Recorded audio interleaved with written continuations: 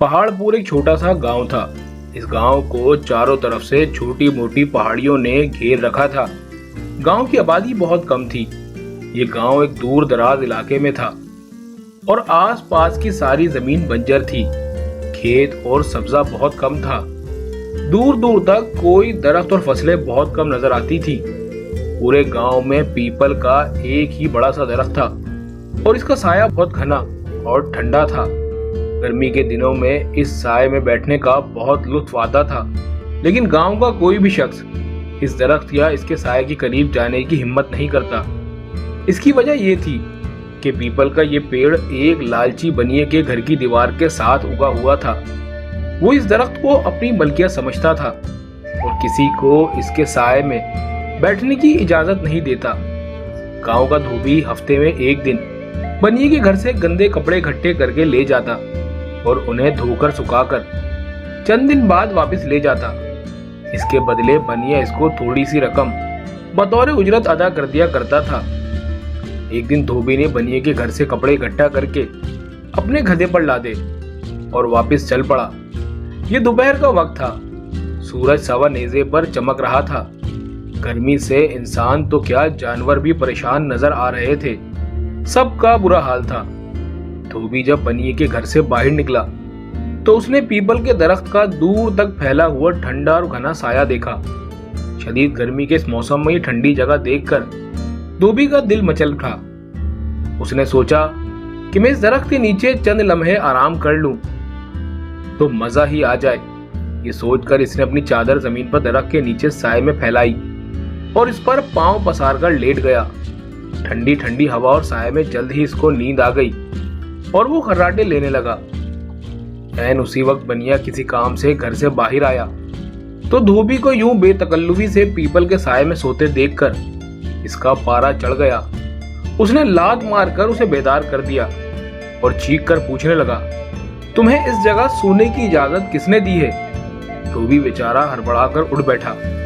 बेचारा शर्मिंदा सा हो गया और सर झुकाकर कहने लगा, जनाब मुझे माफ कर दें, मैं काफी थका हुआ था। गर्मी भी बहुत थी। पीपल का ठंडा साया देखकर मैं ना रह सका। चंद लम्हे के लिए बैठा तो आग लग गई। ये सुनकर बनिए को और ज्यादा गुस्सा आ गया। वो चीखने लगा, ये जमीन तुम्हारी नहीं है। सारा गांव जानता है कि ये दरख्त मेरा है। मैं इसके नीचे किसी को भी ठहरने या रोकने की इजाजत नहीं दे सकता। धोबी ने कहा, जनाब मैं आपके कपड़े बरसों से धो रहा हूँ। मेरा बाप भी आपके घर की खिदमत करता था। अगर मैंने 2 घड़ी आपके दरख्त के साए में आराम कर लिया तो इसमें आपका क्या नुकसान हुआ? अपने काम के बदले मुझे इतना हक तो मिलना चाहिए, धोबी ने दबे लहजे में कहा। ये सुनकर बनिया मजीद उखड़ गया और कहने लगा, अगर तुम हमारे कपड़े धोते हो तो इसके बदले में उजरत भी लेते हो। मुफ्त में ये काम नहीं करते। तुम्हें एक घड़ी भी इस दरख्त के साए में आराम करने का कोई हक नहीं है। इस दुनिया में कुछ भी मुफ्त नहीं मिलता। बनिए की ये बात सुनकर धोबी हैरत से पूछने लगा, क्या तुम इस दरख्त के साए की भी कीमत मांगते हो? बनिया मुस्कुराते हुए बोला, बिल्कुल ठीक समझे। इसे रकम कमाने का एक नया तरीका सूझ गया था। धोबी ने पूछा, क्या कीमत है इस साए की? बनिया बोला, अगर तुम दरख्त का ये साया खरीदना चाहते हो तो तुम्हें सोने की 1000 सिक्के मुझे अदा करने होंगे। 1 पाई भी कम नहीं। इतनी ज्यादा कीमत सुनकर धोबी हैरत के मारे उछल पड़ा। एक लम्हे के लिए इसने सोचा और फिर कहने लगा, ये तो बहुत ज्यादा कीमत है। मैं तुम्हें साए के बदले में ज्यादा से ज्यादा सोने के 200 सिक्के अदा कर सकता हूँ। थोड़ी देर दोनों में बहस होती रही। बनिया इस बेवकूफ धोबी से ज्यादा रकम ऐंठने के चक्कर में था। धोबी इस दरख्त के साए के बदले में बनिया को ज्यादा रकम देने के लिए तैयार ना था। काफी बहस मुबाहिसे के बाद बिला आखिर धोबी इस पीपल के दरख्त के साए के बदले सोने के 500 सिक्के अदा करने को तैयार हो गया। बनिए ने भी इसकी पेशकश कबूल कर ली। वो खुश था कि मुफ्त में इतनी बड़ी रकम हाथ आ रही है। ये भी तय हुआ कि कल गांव के सरपंच को गवाह बनाकर एक मुआहदा तहरीर किया जाएगा। धोबी पीपल के दरख्त के साए की कीमत बनिए को नकद अदा करेगा और दोनों इस मुआहदे पर दस्तखत करेंगे। इसके बाद पीपल के दरख्त का ये साया धोबी की मलकियत बन जाएगा। सारे मामला तय हो जाने के बाद धोबी सोच विचार में गरक अपने घर वापस आ गया। दूसरी तरफ बनिया बहुत खुश था کہ اس نے دھوبی کو بیوقوف بنا کر ایک موٹی رقم ایٹ لی ہے۔ یہ رقم تو اسے مفت میں ہی مل رہی تھی۔ آخر درخت کے سائے کی قیمت ہوتی ہی کیا ہے؟ سایہ بھی وہ، اس کے نیچے وہ خود، اور نہ اس کے بچے بیوی اٹھتے بیٹھتے تھے۔ اس نے منصوبہ بنایا کہ اس رقم سے وہ کھیت خرید لے گا۔ بنیے نے اپنی عقل میں تو دھوبی کو دھوکہ دے لیا تھا، مگر دھوبی بھی اتنا بے وقوف نہیں تھا جتنا اس نے سمجھا تھا۔ دھوبی نے بھی بدلہ لینے کے لیے اپنے دماغ میں منصوبہ سوچ لیا تھا۔ گھر پہنچ کر اس نے گدھے کو اس کی جگہ پر باندھا اور اس پر لدے کپڑے اتار کر ایک طرف رکھے، اور پھر اپنی بیوی سے کہنے لگا، سنو، مجھے اپنے سونے کے زیورات دے دو، میں انہیں گروی رکھ کر سنار سے رقم لینا چاہتا ہوں۔ اس کی بیوی یہ سن کر دنگ رہ گئی اور پوچھنے لگی، اتنی رقم کی ایک دم کیا ضرورت آ پڑی؟ دھوبی نے کہا، میں نے بنیے کے گھر کے باہر آگے پیپل کے درخت کا سایہ خریدنا چاہا ہے، میں اس گرمی میں اس کے نیچے آرام کروں گا، دھوبی بتانے لگا۔ دھوبی کی بات سن کر اس کی بیوی کو تو اپنے کانوں پر یقین ہی نہ آیا۔ وہ سوچنے لگی کہ شاید اس کے شوہر کا دماغ خراب ہو گیا ہے۔ کیا کبھی کسی نے درخت کے سایہ بھی خریدا ہے؟ کیا سایہ بھی کوئی جائیداد ہوتی ہے؟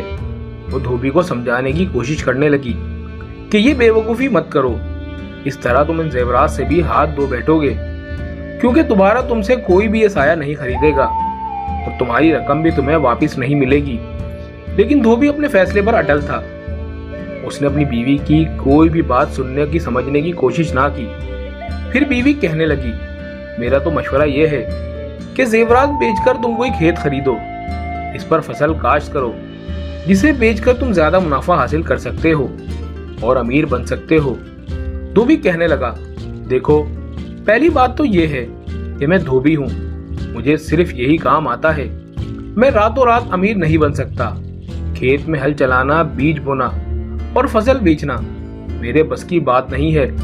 میں 10 سال بھی کھیت پر محنت کر کے اتنی رقم نہیں کما سکتا، اتنی سائے سے 6 مہینے میں کما لوں گا، اور اس کے بعد تمہارے زیورات بھی تمہیں واپس مل جائیں گے۔ دھوبی کی بیوی سمجھ گئی کہ اس کا شوہر اپنا ارادہ بدلنے والا نہیں ہے، اس لیے اس نے مزید بحث نہیں کی اور چپ چاپ اپنے زیورات والی پوٹلی لا کر شوہر کے حوالے کر دی۔ دھوبی گاؤں کے سنار کے پاس پہنچا اور یہ زیورات اس کے بعد گروی رکھ کر سونے کے 500 سکے ادھار لے لیے۔ دوسرے دن مقررہ وقت پر وہ سونے کے سکوں سے بھری ہوئی تھیلی لے کر معاہدے پر دستخط کرنے سرپنچ کے پاس پہنچ گیا۔ بنیا پہلے ہی وہاں پر موجود تھا۔ گاؤں کے اور بھی بہت سے لوگ وہاں پر موجود تھے۔ وہ اس عجیب و غریب سودے پر حیران تھے۔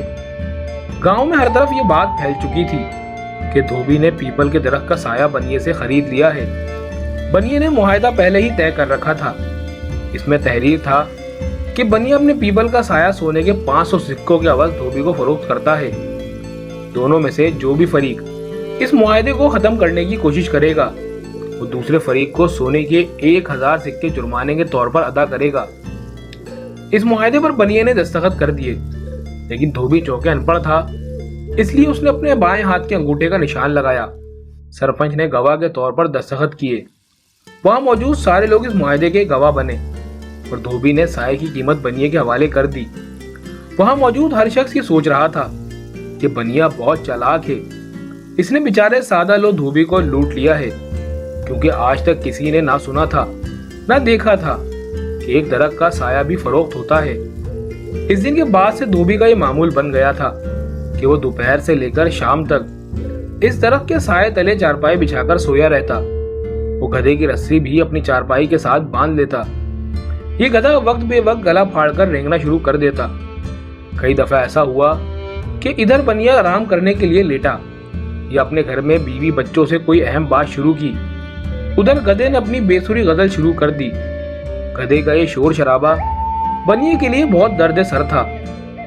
سورج کی گردش کے ساتھ ساتھ جو سایہ اپنی جگہ تبدیل کرتا، دھوبی بھی اپنی چارپائی اس کے ساتھ ساتھ گھماتا رہتا۔ بعد اوقات وہ بنیے کے گھر کی دیوار کے بالکل ساتھ جا کر بیٹھ جاتا۔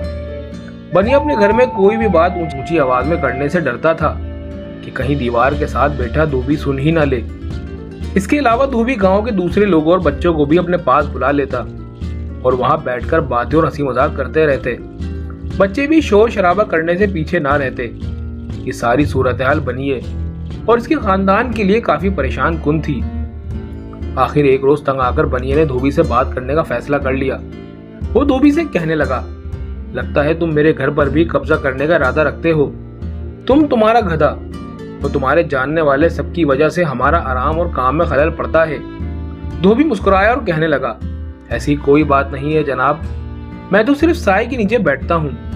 जो सूरज मगरिब की तरफ जाता है, साया मशरिक को सिरक जाता है और आपके घर की दीवार के साथ जा लगता है। मैं इससे आगे नहीं बढ़ूंगा। बनिया वक्ती तौर पर तो खामोश हो गया, ताहम इसका दिल बेचैन था। वो समझ नहीं पा रहा था इस मुसीबत से कैसे जान छुड़ाए।